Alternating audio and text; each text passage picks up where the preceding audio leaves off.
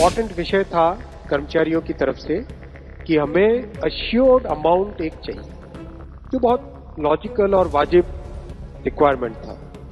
50% assured pension, ये इस UPS का सबसे पहला पिलर है। इस फुल पेंशन के लिए जो क्वालिफाइंग सर्विस रहेगी वो रहेगी 25 इयर्स।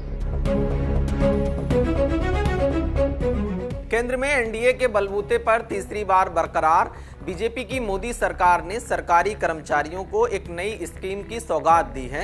एक लंबे समय से नई पेंशन स्कीम में सुधार की मांग पर ध्यान देते हुए सरकार ने यूनिफाइड पेंशन स्कीम को मंजूरी दे दी है। सरकार का कहना है कि इस यूपीएस का उद्देश्य केंद्रीय कर्मचारियों को सुनिश्चित पेंशन, पारिवारिक पेंशन और सुनिश्चित न्यूनतम पेंशन देना है। बता दें कि नई पेंशन स्कीम में सुधार को लेकर डॉक्टर सोमनाथ कमेटी का गठन किया गया था। इस कमेटी ने विस्तार से चर्चा के बाद रिपोर्ट पेश की थी। दरअसल बीते दिन यानी शनिवार 24 अगस्त 2024 को केंद्रीय कैबिनेट ब्रीफिंग के बारे में जानकारी देते हुए केंद्रीय सूचना प्रसारण मंत्री अश्विनी वैष्णव ने कहा कि कैबिनेट की बैठक में कई अहम फैसले लिए गए, जिसमें यूनिफाइड पेंशन स्कीम का ऐलान भी शामिल है। नौकरी के बाद मिलने वाली पेंशन को ध्यान में रखते हुए इस स्कीम को लाया जा रहा है। आज प्रधानमंत्री श्री नरेंद्र मोदी जी की अध्यक्षता में यूनियन कैबिनेट ने यूनिफाइड पेंशन स्कीम को अप्रूव किया है, इसको अनुमोदित किया है और ये स्कीम अभी आने वाले समय में लागू होगी। इम्पोर्टेंट विषय था कर्मचारियों की तरफ से कि हमें अश्योर्ड अमाउंट एक चाहिए, जो बहुत लॉजिकल और वाजिब रिक्वायरमेंट था। तो इस डिमांड पे एक मेथोडिकल वे में काम करके और एक्चुअरियल साइंसेज, जो लोग आगे का भविष्य का रिक्वायरमेंट वगैरह कंप्यूट करने का एक तरीका होता है जिसको एक्चुअरियल साइंस बोलते हैं, उनके साथ मिलके कई तरह के फाइनेंशियल मॉडल्स को प्रोजेक्ट करके और सबके साथ मिलके एक सिस्टमेटिक तरीके से 50% अश्योर्ड पेंशन, ये इस यूपीएस का सबसे पहला पिलर है। इसकी डिटेलिंग देखनी चाहिए हमें। जो ये अमाउंट मिलेगा वो रिटायरमेंट से पहले के 12 महीनों की एवरेज बेसिक पे का 50% होगा। दरअसल सरकार ने जिस पेंशन स्कीम का ऐलान किया है वो 1 अप्रैल 2025 से लागू होगी। इसके तहत 10 साल तक सरकारी नौकरी करने वाले को 10,000 रुपए की पेंशन मिलेगी। 25 साल नौकरी करने वाले को पूरी पेंशन दी जाएगी। वहीं अगर किसी कर्मचारी की नौकरी के समय मौत हो जाती है तो उसकी पत्नी को 60% पेंशन दी जाएगी।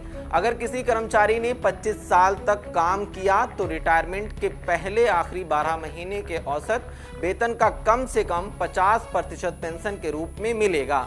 सभी एनपीएस वालों को यूपीएस में जाने का ऑप्शन मिलेगा। सरकार इसके लिए एरियर का भुगतान करेगी। जो कर्मचारी 2004 से रिटायर हुए हैं उन्हें भी इसका लाभ मिलेगा।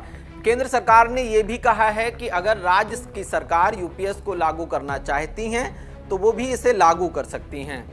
प्रधानमंत्री नरेंद्र मोदी ने इस यूपीएस को लेकर अपनी एक एक्स पोस्ट में कहा कि देश की प्रगति के लिए कठिन परिश्रम करने वाले सभी सरकारी कर्मचारियों पर हमें गर्व है।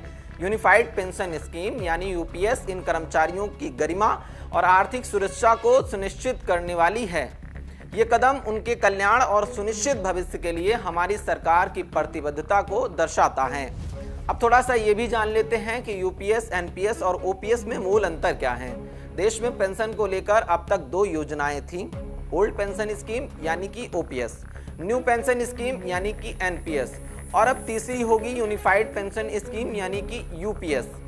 यूनिफाइड पेंशन स्कीम या यूपीएस केंद्र की एनडीए सरकार द्वारा शुरू की गई एक नई पहल है।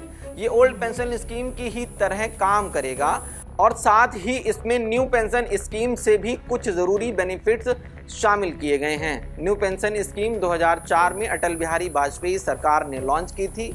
इसे ओल्ड पेंशन स्कीम की जगह लागू करने का प्लान था, लेकिन इसका विरोध हुआ और लंबे समय से इसका विरोध होता रहा था। ओल्ड पेंशन स्कीम के तहत सरकारी कर्मचारियों को सरकार की तरफ से उनकी आखिरी सैलरी के आधार पर मासिक पेंशन देने का प्रावधान है। मसलन इस योजना के तहत कर्मचारियों को पेंशन में कंट्रीब्यूशन नहीं देना होता है। हालांकि इसी की जगह 2004 में तत्कालीन वाजपेयी सरकार ने न्यू पेंशन स्कीम लॉन्च की थी, जिसका खूब विरोध हुआ था। अब तक के चुनाव में भी यूपीएस को दोबारा से लागू किए जाने की वादे किए जाते रहे हैं।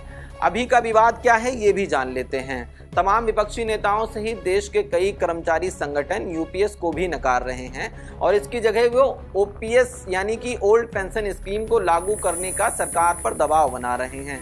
इससे पहले जब यूपीएस नहीं अमल में आई थी तब तक सरकारी कर्मचारी और विपक्ष एनपीएस यानी न्यू पेंशन स्कीम की जगह ओपीएस लागू करने का दबाव बना रहा था। फिलहाल अभी के लिए इतना ही। आप देख रहे हैं पंजाब केसरी टीवी, आपके साथ मैं खुशनूर हूँ। बहुत बहुत शुक्रिया आपका। नमस्कार। हमसे जुड़े रहने के लिए हमारे YouTube चैनल को सब्सक्राइब करें और नई वीडियो की नोटिफिकेशन के लिए बेल आइकॉन को दबाएं।